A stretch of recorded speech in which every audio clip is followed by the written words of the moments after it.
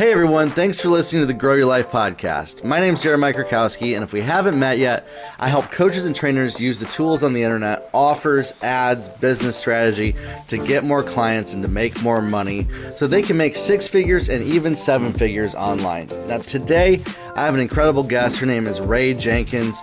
She has the Superwoman Academy, and she helps women who have experienced traumatic heartbreak heal their soul, turn their pain into power, even if they feel guilty taking care of themselves, how to take back control of their life, even if it feels impossible, and become a superwoman, because that's who they are. Raes, welcome to the podcast. How are you doing today, Superwoman? I am yet alive. There you go. Awesome. Turning my pain into power. Yes. Tell me a little bit about how you got into what you're doing. You're a relationship coach. You coach women, specifically. Your niche is women, and we have a lot of women who listen to this. We also have a lot of men, and if you're a man listening to this, I would recommend you not discredit listening to a podcast that has a woman coach. Honestly, if you want to know how to work with women, how to love women, you need to listen to women. So there we go. All right. So tell me how you got into this. Okay, because I was rejected, abandoned, and abused as a child. Wow. Rejected and abandoned by both my mom and dad. I was abused by the people that were left in charge of me. And as a direct result of that, I pretty much ruined every relationship that I was involved in. Wow. Because I was so guarded, I was so non-trusting, and I was unconsciously controlling, very demanding, because I needed things to be a certain way so that I felt safe and so that I knew that I was heard. And I went through a change. I call it my midlife crisis when my dad passed away, and it forced me to address a lot of the stuff that was tucked. I call it tucked. All those things that were tucked, they came to the surface. I didn't have no control over it. They came to the surface, and everybody was like, "Who are you? Like, who is this? Where'd you come from? Like, where's Raes Jenkins?" That kind of thing. And as a result of me doing the work, I had to go back and repair pretty much all of those relationships. And that's when, because I learned how to relate to people. And when I talk to people and tell them I'm a relationship coach, I immediately say, and it's not just about how to get a man. Like, no, it's how to love on yourself, relate to yourself, know yourself, so you can relate to others. And that's how I got into it. I love that. I love what you stand for and all that, and your story is powerful. I think there's a lot of listeners on here who actually can relate with your story. And I got a question for you. You help women take back control of their life. So explain how you were somebody who was like controlling, how somebody can go from being controlling to taking back control of their life, because those are not the same thing. They're not the same thing. And that's where it started, because I had to realize that there's a difference between taking control and being controlling. Taking control is so much more effective, and it works in relationships. Being controlling, not so much. So explain a little bit like how somebody could take control in a relationship. I see you got here her money, her man, her God, her mini-me, her family, herself, instead of it being about other people. Yeah. So I think the practical way of doing that, or should I say the most simplified, and it might sound oversimplified to some people, but that's where coaching comes in. Shameless plug. The simplified answer is taking ownership. Once you understand your role, and that you are allowing certain things in your life. So I said that I was abused and mishandled, mistreated as a child, right? I brought that mindset, those feelings, that trauma into my teen years, into my young adult years, into my adult years. At some point, it can't be about them anymore. It has to be about me. And I realized I had to take control of my life. And it started with me owning. I'll give you a perfect example. My daughter's father. Man, so this cat asked me to have my daughter. He came to me. This is on my dumb broad days, okay? He comes to me and says, Ray, we should have a baby. And my dumb self was like, okay. And then with the baby, because he just disappears. He just goes away, right? And so I'm like, I'm angry. And I'm feeling some kind of way. And then one day it hits me like, this man did nothing to you that you didn't allow him to do. Because once he did it once he did it twice, once he did it 3 times, you know, this is a pattern, a lifestyle. This is how he is, regardless of what he's saying. This is who he is. This is how he is. And I had to forgive him because if I had taken ownership, should I say, I realized, girl, he only did what you let him do. And that's the ownership, taking ownership. Yeah. You know, and I want to ask you this. There's a lot of women who've been in your position, and I'm just going to ask you what a lot of them might be thinking. Are you saying that they brought it on themselves and that they made themselves get abused and that they deserved it? I don't think that's what you're saying. Yeah. I don't think that's what you're saying. No, what I'm literally saying. So here's the thing. The type of women that I work with, they've got tough skin. So they can handle my crassness and my bluntness and my upfrontness. And, you know, the other women, they'd be like, oh, she didn't have to. Yes, I did. Because that's my personality and that's how I roll. So I said what I said. Like, no, just kidding. No, I'm not saying that it's your fault. I'm not saying that you asked for it. I'm not saying that you wanted it. What I am saying is you allowed it because you didn't stop it. You didn't walk away for whatever reason. And that's why I'm not blaming you. Like, there's no guilt. There's no shame. There's no condemning you for not walking away. I didn't have the power to walk away. He walked away from me. Him and a couple other people too. Who just treated me so badly. But what I understood in relationships was to be treated badly, to be mishandled, to be mistreated. And that's every relationship I got into with the dude. That's the type of relationship that I had. And, you know, no matter how much I barked and no matter how tough I was, he was doing what he wanted to do, how he wanted to do it, treating me the way he was. And I stayed because I didn't have the strength. I didn't have the power to walk away.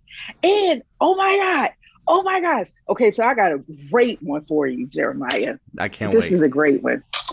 So the one that started transformation for me was the one that helped me realize that I didn't have the power. So there was this dude. I was so in love with this dude, Jeremiah. Okay. He was not in love with me. All right. But I was so in love with this dude. And we were talking on the phone one day. And he says to me, yeah, so you and your best friend, we should do a threesome. It's like, what? And I cussed him out. I let him. I was like, yeah, no. So don't ever talk to me like that. So remember, I said the toughness and all of that, or whatever. But after we got off of the phone, the conversation eventually ended. And when we got off of the phone, I realized, I asked myself, why didn't you get off the phone when he said that? Why didn't you disconnect when he said that? Because you felt so disrespected. You felt so like minimal. Like you felt so small. He made you feel so small. And you stayed there. And it was in that moment that I prayed. I said, God, I don't have the power to walk away from this man. And that was the moment that transformation started for me, where relationships and taking ownership began. So again, no, I'm not judging anyone. I'm talking from experience, and I know what it takes to get free. I know what it takes to stay free. I know what it takes to walk free. And it may be a hard thing to hear, but we have to take ownership. Without it, no one does the work. I want to ask you, was those relationships a version of how you grew up? Absolutely. Absolutely. Were you repeating the same pattern of how you grew up in those relationships? Absolutely. But clearly I didn't know it then. Right. It just felt normal. Yeah. It felt normal to have someone talk to me any kind of way, treat me any kind of way, make me last, and all those kind of things. It just felt normal, even though I didn't like it. It just felt like, when people would be like, why are you dealing with that? And I'd be like, what you mean? Like, because to me, it was normal, which is so crazy, right? So familiar. Exactly. But it was familiar. Exactly. And it's funny what you're sharing with me. I almost feel like you're talking to me and my story. And I even think some people who are listening to this right now can resonate in their own story. It wasn't relationships with women, but it was friendships.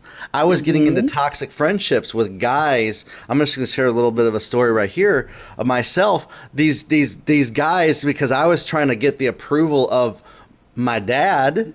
And I was going these toxic guys that they would take advantage of me. They would use me for money, and they would manipulate things, and then they would threaten me, and they were abusive verbally, mentally, and I got into these and I thought that that's what friendship was. Right. I just thought that that's what all friendship was, because that's what I saw. Friendships that my parents had and friendships that I had growing up. And I was repeating the pattern. I didn't even realize that, wow, I'm literally hanging out with some like I try not to be judgmental, but they were not good people. They were not good people. I'll say it for you. They were assholes. Yeah, totally. Exactly. And so when I realized, okay, I'm the one putting myself in these situations with these people. I'm the one that's creating these situations, and I'm responsible to get out of it, and I don't know how to. That's what I'm saying. Exactly what you're saying, I think resonates with a lot of people. I say this all the time. If you're a coach, if you're a trainer, you need to work on yourself more than you try to work on your clients. That's the first thing. The second thing is you need to watch what environment you're in. And so if you're somebody right now who's listening to this right now and you're in an environment that is not healthy, that you're not liking, if you are constantly anxious, angry, and upset about the people that you hang out with every single day, that's a good indicator that maybe they're not very healthy people for you. And that's no judgment on the people listening to this, by the way.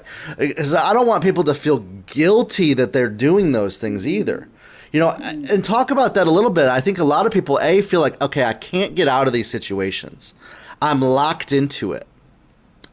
And then they also feel guilty that they got themselves into it. Talk to those two things, if you could just share a little bit. How did you eventually start to change your life and realize that you could get out of these situations? That's an awesome question. When I got involved with network marketing, like 20 years ago, one of the common themes, common sayings was that your why has to be big enough, right? And what kept me alive until I knew my worth was my daughter. And so I didn't think that I was worth almost anything. I wanted valuable stuff, but I didn't think that I was worthy or deserving of it. But I did think that she was. There you go. And that's what was my anchor, because I Mm-hmm. had to continue to become the best version of myself for her to see. So I wasn't doing it for me at first, Mm-hmm. And sometimes it takes that. It takes it being about someone else. So I tell people all the time in my coaching, stay away from those dangerous cliches. You know, when people tell you Yes. dumb stuff like, oh, it ain't about nobody else, it's all about you. It can't always be about you. Sometimes it needs to be about somebody else. Sometimes it being Totally. that other person that will change your life, that will save your life. And my daughter That's was so it was good. the wind beneath my wings, because the impact of all of those broken and abusive relationships that I was in, and not only just with men and friendships, family, all of it, right? In business, all of it, because I've been an entrepreneur for over 20 years. And it was just, look, wherever you go, there you are.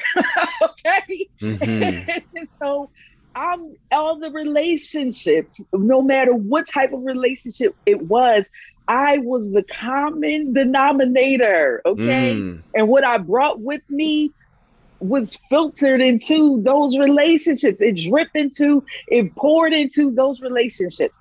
And so as a result of her, should I say, as a result of the impact of all the devastation and the disappointment and the stuff that was meant to destroy me, I wanted to ball up in the knot and just die. I just wanted to ball up in the Mm-hmm. knot and die. Yeah. But I would think, like, if it's hard for you, imagine what it would be like for this little girl if you left her Mm-hmm. here.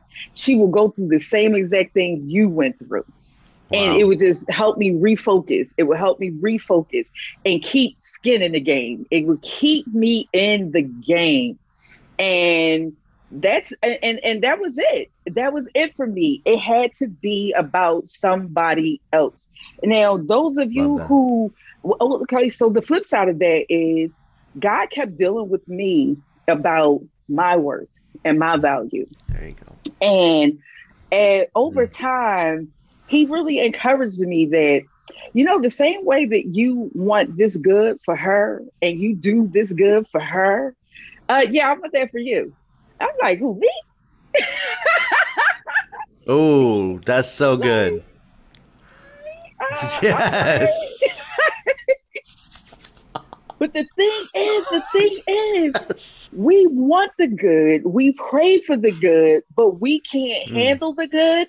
We can't expect the good, and we can't receive the good when we're still damaged, when we're Yes. still in that space of not taking ownership. But once we start doing the work, it puts us in a position where we can start being in a state of expectation, because the word says that it's faith. It's Mm-hmm. faith. God responds to our faith, right? Even, Jesus is my dude, okay? So even Jesus said, like, be it unto you according to your faith. Well, Mm. faith includes expectation. If Yeah. you're not in a state of expectation, you're hoping and you're wishing. And Come it's on. not likely that you're going to get what it is that you prayed for yet, because God will continue to work on you. He continued to work on me. That's what Mm-hmm. he did. So he continued to work on me and get me into that place where I was able to expect, I was able to receive. And that is the biggest thing. A lot of times we're praying for, we're asking for these things. And it's not that God is saying no. He's saying, okay, let me get you ready for that. Wow. Because if you got it, I want you to have it. If you have it, you got to maintain it.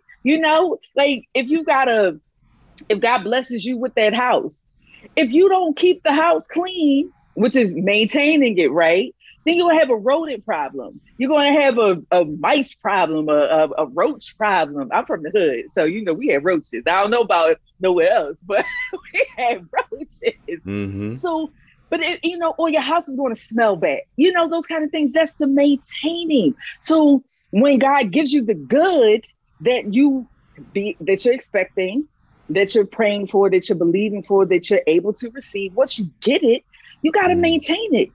And if you can't maintain it, then the enemy of your good is just going to rob you of it, take it from you, and you won't blame God for it. You're going to go around the same mountain over and over again and say, why does this keep happening to me? A lot of people say that. Why does this keep happening to me? Ask me how I know. Yeah, exactly. I've been around that mountain. That's so good. That's so good. I love everything that you were saying. It really hit me about that, like what God thinks about us. And I discovered this past year, you know, self-esteem, what we believe in ourselves, and really it comes from what God thinks about us. You know, as a Christian, that's where I get it from. But even if we want to just believing in ourselves affects our business, our relationships. See, I actually used to think that it was selfish to believe good things about myself. That it was a toxic thing for me to think that I'm a great person. And that came from some really bad Bible teaching I had. I grew up, it was called worm theology. That taught me in the church that I need to see myself as lower than dirt. And that is so not true. That is so like God sees all of us as amazing, incredible, great, beautiful, wonderful children that he's created and that he wants to give good gifts to, that he disciplines to when we're not, you know, in the right place, that he says, maybe you're not ready yet for this. I'm going to hold out because I love you. You know, it's kind of like if you give a car to a 5-year-old, they're going to crash the car.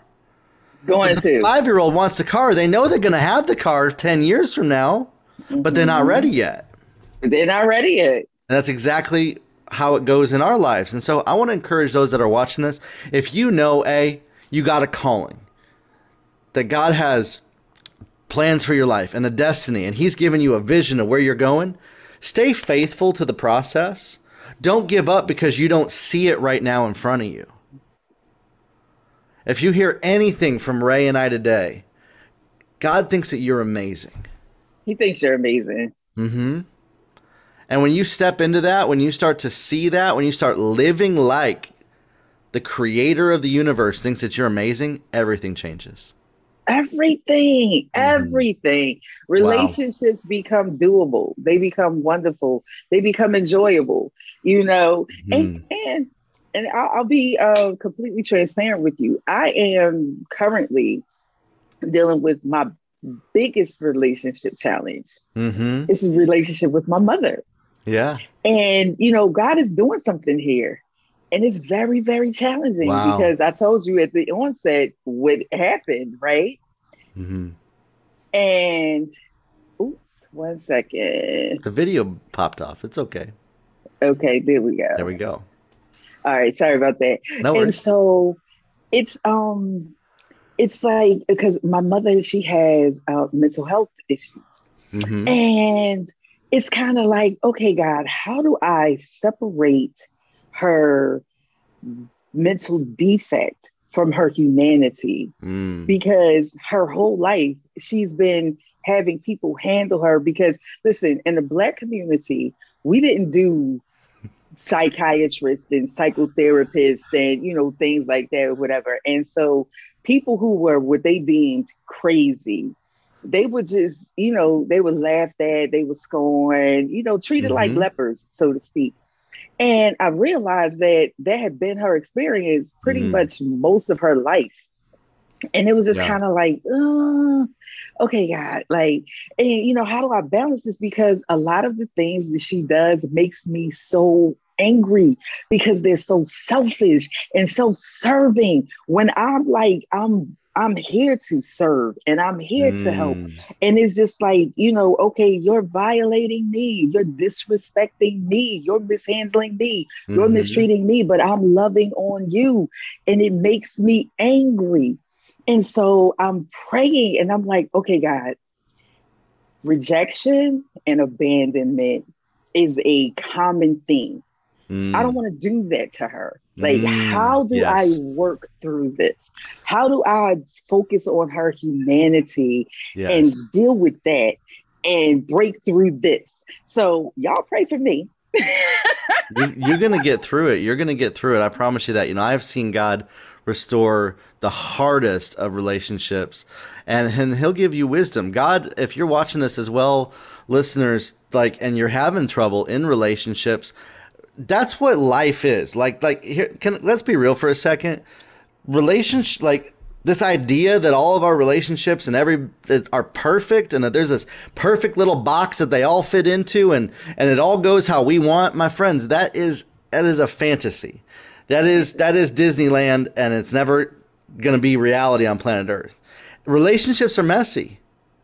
They're messy. They're hard. But I've seen God restore the hardest relationships. Mm-hmm. And so I just want to encourage anybody who's listening to this, again, the theme on this, the way to take control of your life, your business, is to take ownership of, okay, what can I do? How can I grow? You know, what pattern am I replaying every single day in my life? This has helped me with my relationship with my wife, with my mom, with my friends. I have thriving relationships, whereas 4 or 5 years ago, I can just tell you, I had some not so good relationships. And in the last 4 years, that has completely been a 180 in that. Mm-hmm. You know, one of the biggest things that's helped me is I even started seeing a therapist myself. I used betterhelp.com and started diving into some of the deep issues that were holding me back, the patterns and stuff like that. And I grew up where in our church that therapy is for the crazy people, almost the same thing that, like, what you were saying. And I rejected it. I knew I needed to go get some help. You know, you get help if you got a broken arm. Why not get help if you got some issues with your brain? And oh my gosh, yes. So that is the thing. And that's what I talk about, like how, because our mental health and our emotional health is not visible, we tend to try to tuck everything. But it's just like, if people saw that you broke your toe, they saw that you broke your leg, and you're walking with a limp. They expect you, they expect you to be sitting down somewhere with your foot propped up, your leg propped up, right? But because you're mentally or emotionally broken, people are like, oh, you're okay. No, I'm not. It's okay to not be okay. It's okay to not be okay. Yes. And that's where heal your soul comes from. Yes. Because God will renew our spirit, but we still got to heal our souls so that our souls can align with our spirit. Wow. Otherwise, they're in complete conflict with each other, constant conflict with each other. And hence, again, we're not in a space of expectation, and we're not in a space of receiving. But then we're going to blame God and say, oh, God didn't come through. Oh, God didn't answer it. Oh, God must didn't want it for me. And all those other cliches, the craziness that they teach us in the church. But that's another story. Yeah. But something that you said about relationships being messy is so true, because my daughter, she's a whole grown adult now, and we're absolute besties. And everywhere we go, people will be like, "Oh my God, I love y'all relationship," and I'm like, okay, yay. But I tell people when we're in conversation, like, listen, I'm 50, my daughter's 30. We've got a 20-year difference. Do you really think that she don't get on my nerves and that I don't get on her nerves? We get on each other's nerves. Totally. But we still have a wonderful relationship because it's based on respect. We respect each other. We love each other. We respect each other. We honor each other. We value each other. We appreciate each other. And again, it starts with self, because if you're not that, then you can't command it from anyone else. That's so good. I love that. Ray, you're doing some amazing things. I'm so proud of you too. Since I've gotten to know you, I've seen so much growth, so much stuff that you're doing in your business. We did some coaching for the past couple of years, and I just wanted to ask you too, you know, if there's anybody who is a coach, they're listening to this, you know, what would you say to them as far as about getting plugged in with working with me and stuff like that as well? What would you recommend them do? Oh my gosh, I'm so glad you asked me that question. Listen. Here's what's so dope about Jeremiah. He's got content, he's got YouTube, he's got courses, he's got all this stuff out here for free. Mm-hmm. But if you want to, if the free is excellent, because anything that he coaches you on pretty much will be based on the free. But here's the thing. He's going to take you by your hand and connect the dots for you. Mm-hmm. That is the value. That's the value. Can I tell y'all how? Listen, I'm a person, I need strategies and steps. Every time him and I would do our sessions, he would be like, okay, so what do you need out of this? I need my next step. I need somebody to tell me what to do, because even though I know what to do, I need to hear it so that the dots are connected and that I'm held accountable, because I've got ADD to the 1,000 power. And listen, my creativity would be like, oh, well, try this and try that. What would that look like? Oh, maybe this. Oh, maybe try that. And yes, so absolutely. Listen, my concepts about business have changed so much. I've always had this posture, but my business savvy, like, and I've had business savvy too, but this online world, that, let me be very clear about that. This online world, connecting with Jeremiah has changed my experience. I was drowning, y'all. I was so drowning. But every time we came to the call, it was just like he pointed me in another direction. He told me to take this step and keep going, take this step and keep going. So does he know his stuff? Absolutely. So what would I encourage you to do? Work with him. Duh. Like, that's awesome. And I'd say if there's any women that are listening to this, they need to check you out over at isupportsuperwomen.com. I'll put the link in the podcast. And what do you help specifically, like, women do in your program and your coaching? What are some of the resources that they can get from you? Oh my gosh. So I've got quite a few resources that are free. I have the Strong Woman personality quiz, which is an assessment that helps you to understand yourself, understand why you can't walk away sometimes, like what's hardwired about you, what's part of your personality that's who you are, and what are parts of your personality, parts of your personality that are not really your personality. Those kind of things, you just think they're your personality. I've got the mini course for relationships. I've got many mindset courses, money mindset courses. I've got all kinds of stuff. Awesome. I've even started a group for the Superwomen as well to come in, and it's brand new, but come in so we can get some engagement popping up in there, y'all. Very cool. That's awesome. I love that. Listen, thank you for being on here. Thank you for opening up. Thank you for sharing your journey with people. A lot of people listen to this, like, your courage today is inspiring to them. They will see you, I promise, on this podcast and say, I want to be where Ray Jenkins is today. I know I have a number of listeners that they're going to be inspired by that. And you know what? I'm going to recommend a number of women to come your way who've been through a similar journey. I have a lot of them that follow me, and I just don't really have much resource for them because I've never been through their journey, and that's not what I specialize in. But I think now I know where to send them. Yay, so, send them. Y'all plug in with her. She is a rock star. She is amazing. She is helping change lives. Thank you for being here. Thank you for having me. Yeah. Hey, listen, if this podcast episode has helped you in any way, share it with some people. Don't just listen to it and then go on your way. I think this is going to help other people as well. That's the only thing I ask. Grow your life, everybody, and we'll talk soon. Have a good one.